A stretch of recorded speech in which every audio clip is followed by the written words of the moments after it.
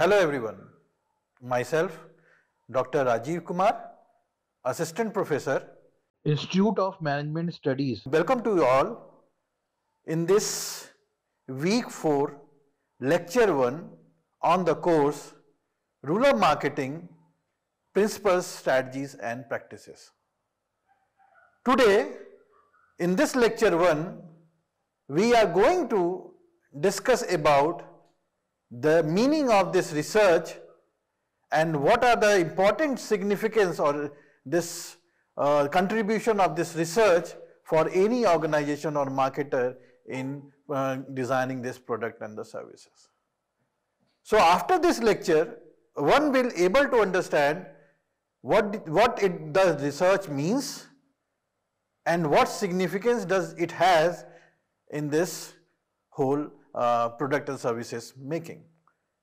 And along with this, one will also understand what is the process, what are the steps generally involved in this research that a marketer or the organization should undertake while going toward this designing this product and services.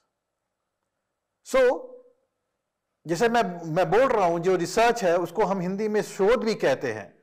ये शोध करने की क्यों आवश्यकता है, इसकी importance क्या है, चाहे वो कस्टमर के लिए हो, चाहे वो ऑर्गेनाइजेशन पॉइंट ऑफ व्यू के लिए हो, और इसमें कौन सी प्रोसेस इन्वॉल्व होती है जो एक मार्केटर को समझने की बहुत आवश्यकता है. तब जब क्यों इसलिए करेगा क्योंकि वो मार्केट में सक्सेस हो सके. एक बार एक चलते हैं, समझने की कोशिश करते हैं कि रिसर्च है क्या. मैंने पिछले क्लास में भी आपको ये बताया था कि जो हम ये कंज्यूमर बिहेवियर या रूरल मार्केटिंग पढ़ रहे हैं, ये हम कस्टमर और कंज्यूमर के एस्पेक्ट में पढ़ रहे हैं.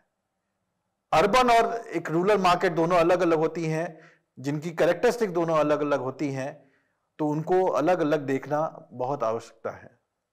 तो आप ये समझिए कि मान लीजिए कोई ऑर्गेनाइजेशन अगर एक प्रोडक्ट या सर्विसेज किसी टारगेट ऑडियंस को कैटर करना चाहता है और वो बिना किसी रिसर्च के, रिसर्च होता क्या है मैं अभी आपको बताता हूं, बिना किसी रिसर्च के वो आगे बढ़ता है, और दूसरा जो एक ऑर्गेनाइजेशन का एम्प्लॉय है वो रिसर्च करके बढ़ता है, दोनों में बहुत अंतर है. So what do you mean by research? Research, if you see this in this slide, research is an organized and systematic way of finding answer to the question. In my previous classes, I have repeated many times, the first and foremost steps, you can say that, is going to be need identification. Here I defined this problem statement. So, until unless we don't have any problem, from where we are going to find out this solution to that. तो research का मतलब ही यही है कि आप एक systematic रूप से एक ऑर्गेनाइज्ड वे में एक ऐसे सॉल्यूशन को ढूंढने की कोशिश करते हैं जिसकी प्रॉब्लम जो है सोसाइटी में एग्जिस्ट करती है, वो किसी से भी संबंधित हो. हम यहां पे प्रोडक्ट और सर्विसेज की बात कर रहे हैं, चाहे वो आप कोई साबुन से लेके हो, चाहे वो आप कोई खाद्य पदार्थ से लेके हो, चाहे वो कोई फर्टिलाइजर से लेके क्यों ना हो, चाहे वो कोई ट्रैक्टर जो कि इक्विपमेंट्स में आते हैं, एग्री इनपुट प्रोडक्ट्स और मिल जाके चलिए, तो आपकी सबकी नीड अलग अलग होती है.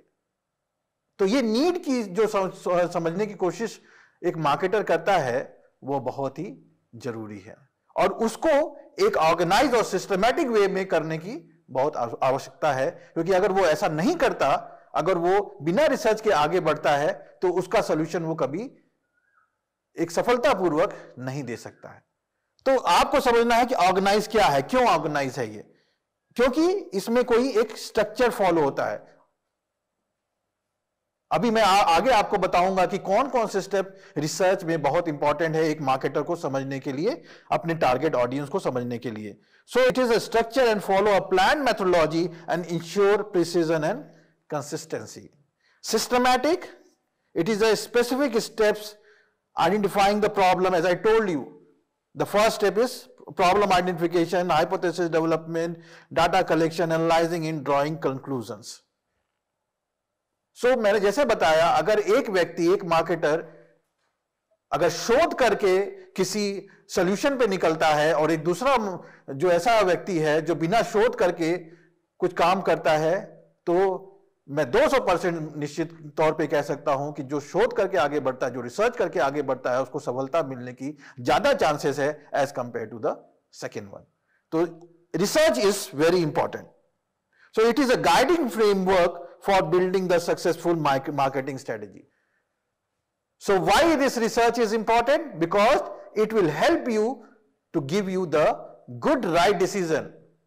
Right decision of what? We have discussed there are 4 P's of marketing: product, price, place, promotion.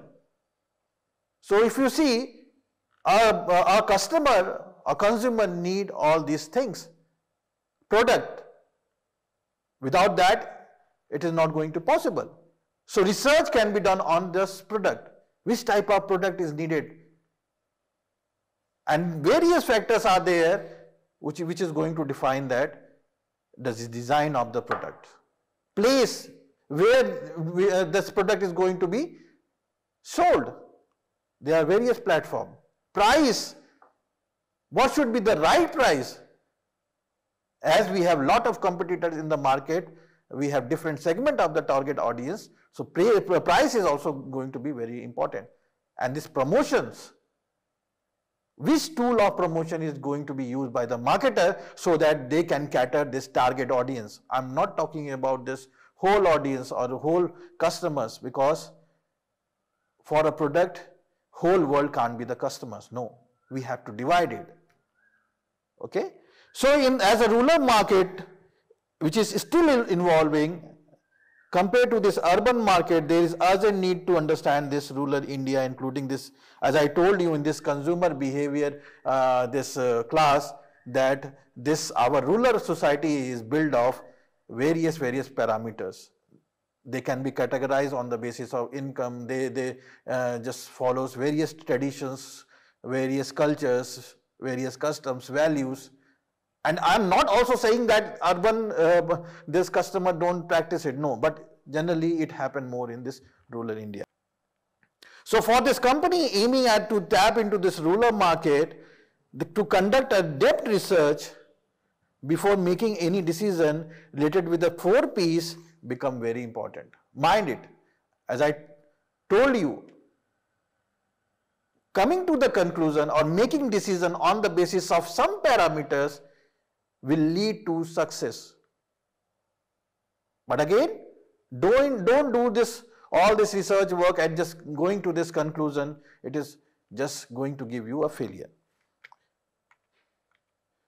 So, as I told you, this meaning of research, one has to understand it is a systematic investigation and the study of material and sources in order to establish facts and the new conclusions is going to be research. It is given by Akil and Campbell in 2012. One has to understand that it consists of asking a question. Asking a question means identifying the problem. Various big businessmen, take this example of this Reliance, take the example of Airtel, various good businessmen, they first identify the problem. Which problem is scattering in the society? After this, they are going to find out the answer for those problems. Okay? And communicate the knowledge that you have acquired to the largest audience. This is the research that generally involved. तो सबसे पहले आपको ये समझना पड़ेगा कि society में समस्या क्या है, और समस्याएं बहुत हैं. इंडिया जैसे 140-50 करोड़ की जनसंख्या वाले देश में बहुत सारे समस्या हैं. रूरल मार्केट में कितना इनकम है, क्या वो खरीद सकता है, कब खरीद सकता है, कैसे खरीद सकता है, वो क्यों खरीद सकता है, ये चीज का आंसर देना बहुत जरूरी है. वहां आप हर चीज नहीं बेच सकते अगर वो आवश्यकता आप नहीं देख पा रहे हैं तो रिसर्च बहुत इंपॉर्टेंट है आपके लिए. It is a systematic process. I told you, objective and unbiased, empirical study, producibility, knowledge, contribution, ये सारे जो हैं, this are the key characteristics of research. What is the purpose of research? If you see this, there are 3 types. Exploration, explanation and description. जब हम research करते हैं तो बहुत सारी चीजें होती हैं, they are classification, they are 3 type of classification. Exploration means हम किसी के ऊपर अगर रिसर्च करना चाहते हैं तो उसको हम, उसके बैकग्राउंड को हम पूरा सर्च करते हैं। हम कोशिश करते हैं कि हम उसके इर्द गिर्द चल रही सारी व्यवस्थाओं को ऐसे चेक करें जिससे हम अपना एक मॉडल बना सकें, जिससे हम अपनी उसकी एक ऑब्जेक्टिव बना सकें। तो ये इसलिए हम एक्सप्लोरेशन कर रहे हैं। तो आप देखेंगे ये एक्सप्लोरेटरी रिसर्च में क्या होता है, generally we gain insight and understand the unfamiliar market or the problem. As I told you, research is a systematic process. So until unless you don't follow the steps, your research is going to be make this lot of complication will be there. A company want to enter into rural detergent market. For example, say there is a market where company want to enter into detergent but don't know the exacting habit. So what they are going to do? They will just carry out a research in which area they have to conduct, what time they have to conduct, and try to explore how villagers wash clothes. वो कौन कौन सी चीजें use करते हैं जो वो उनके कपड़ों को धोने में मदद करती है, क्या क्या यूज करते हैं, कौन कौन सा ब्रांड यूज करते हैं, कौन कौन से कंपटीटर्स हैं, कितने पैसे में वो लेना चाहते हैं, कितना बड़ा वो सेशन लेना चाहते हैं। ये सारी चीजें जो हैं आप एक बार एक्सप्लोरेटरी रिसर्च में देखने की कोशिश करेंगे। Second is descriptive research. By the name it suggest that you are going to describe the characteristics of the target population. For example say FMCG brand want to know how many household in rural Uttar Pradesh owns a television. कितने हैं? On the basis of that, they want to design their products. So what they do, they will do this survey and they gather the informations. You can say the demographic data from a particular location, which will just let them know that how much or how many household does have this, you can say, television. And there is third one is known as, we will discuss this in full detail in this next class, this exploratory or causal research. In this research, generally we see there this cause and effect relationship between two variables, more than two variables. So as I told you that there are various factors which generally influence this purchasing buying behavior of the rural consumers. Maybe social cultural factor, maybe technological factors, maybe psychological factors. So one can try to understand that which parameter or which variable is going to affect the another variable.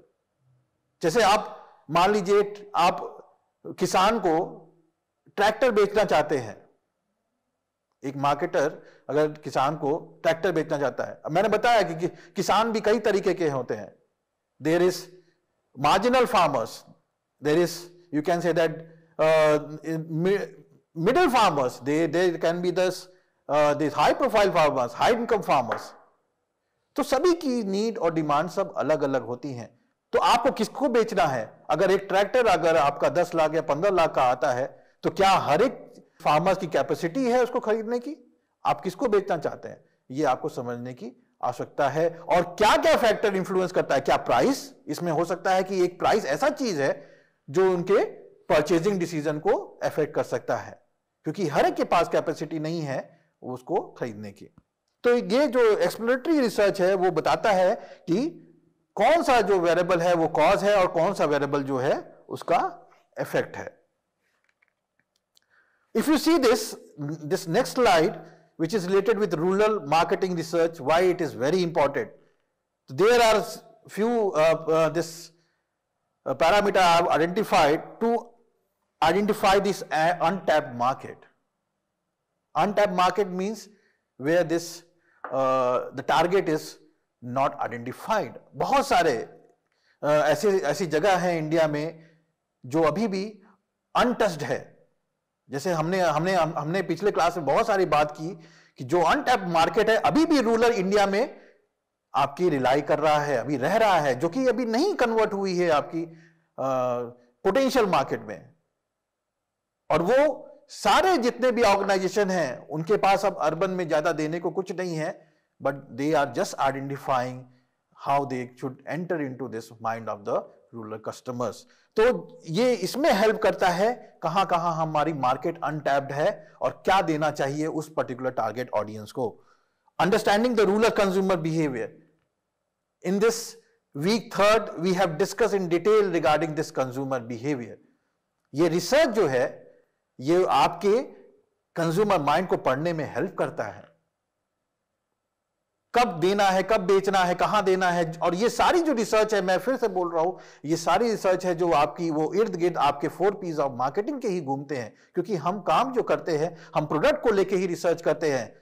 Product में कौन कौन से features होने चाहिए जो किसान को अच्छा लगे, कौन क्या प्राइस होना चाहिए कि जो वो उसके अपने बजट में आ सके और उसको सारी वैल्यू दे सके उस प्राइस में।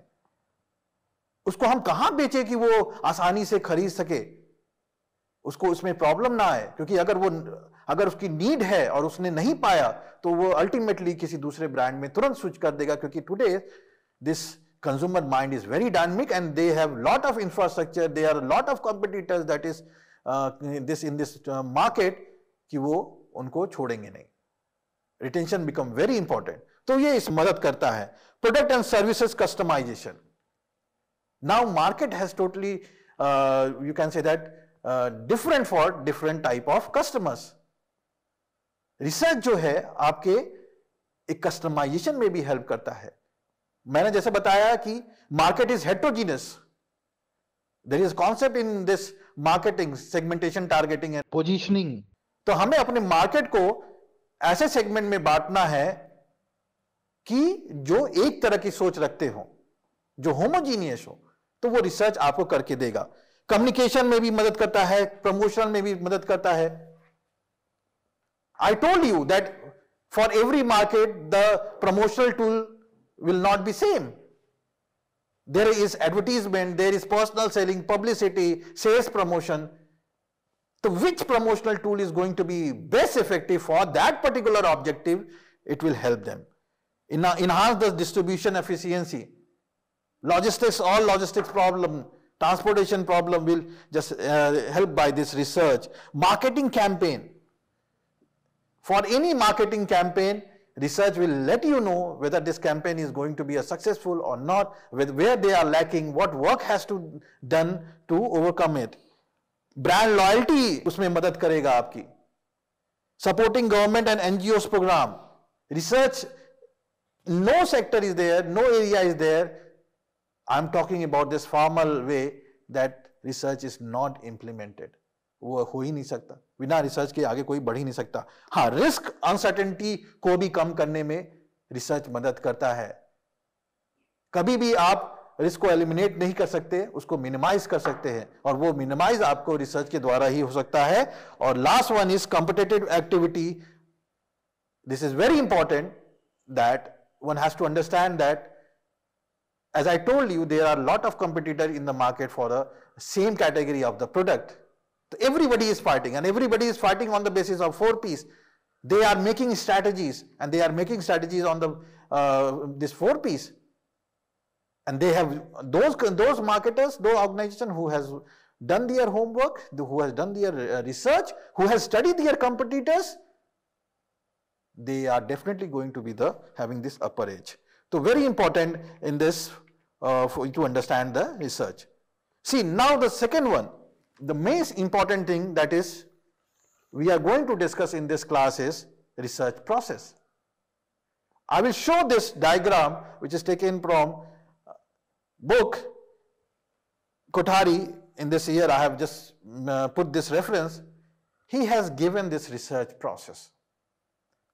So for this learners, for this marketers, they have to understand that things goes in a process, and each process has a significant role in determining this their successful.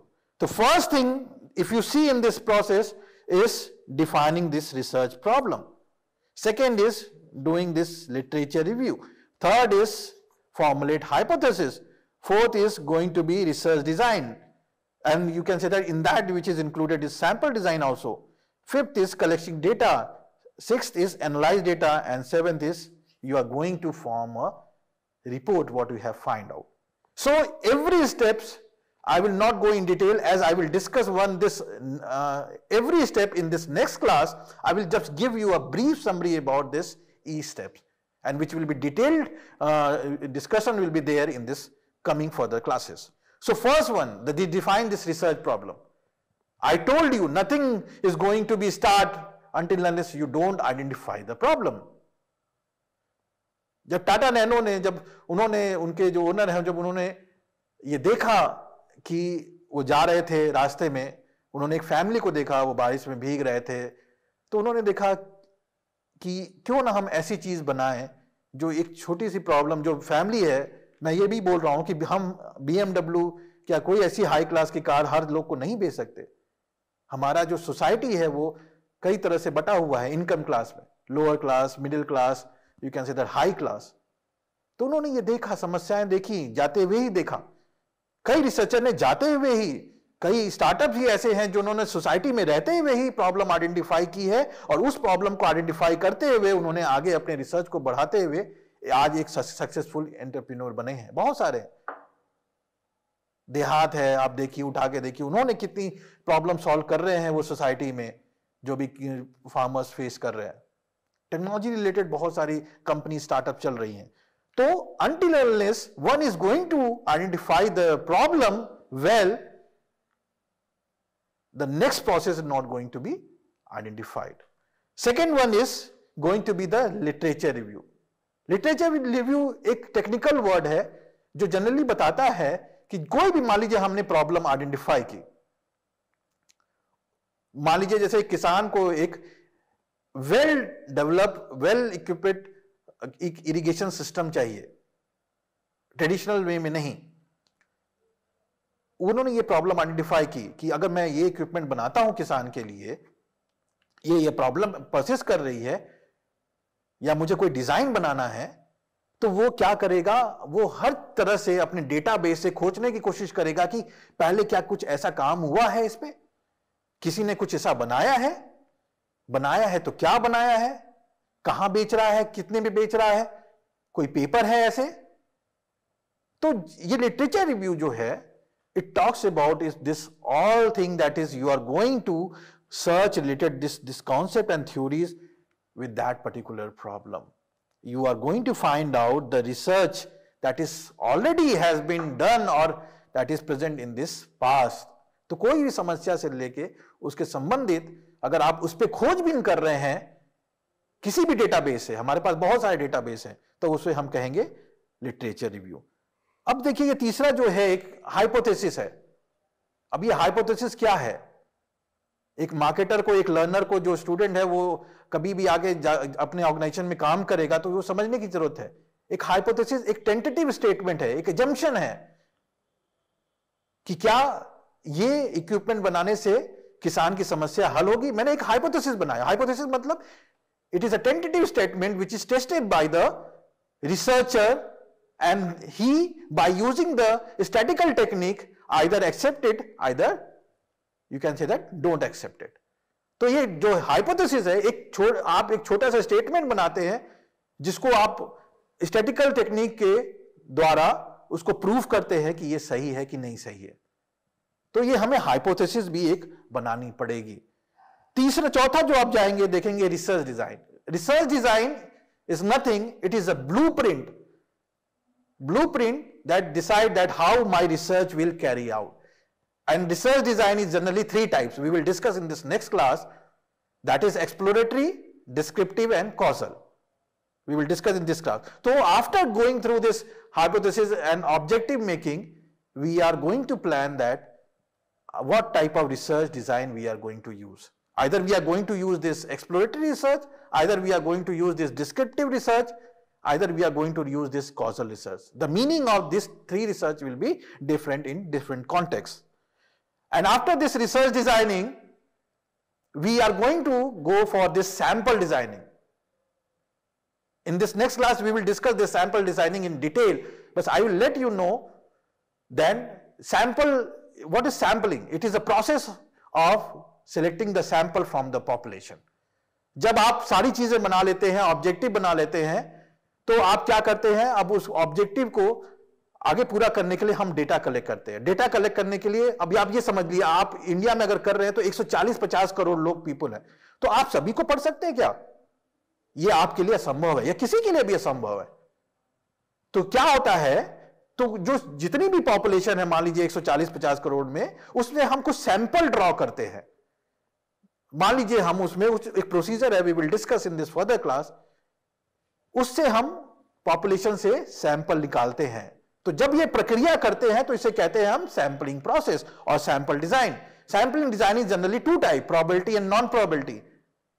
I will discuss in this next class. तो this, after going through this hypothesis and this objective making, the fourth step is research design. After this research and sampling design, we are going for this collection of the data. So how we are going to collect this data? This data can be collected through various tools. उसमें से एक बहुत बड़ा tool है जो जिसे हम कहते हैं क्वेश्चनर. हम एक क्वेश्चनर बनाते हैं और उस पे हम कई सारे क्वेश्चंस रखते हैं जो कि हम अपने रिस्पोंडेंट से पूछना चाहते हैं. तो उसका भी तरीका है, which we will discuss in this next class. Very detailed, what are the various elements should be involved in questionnaire making.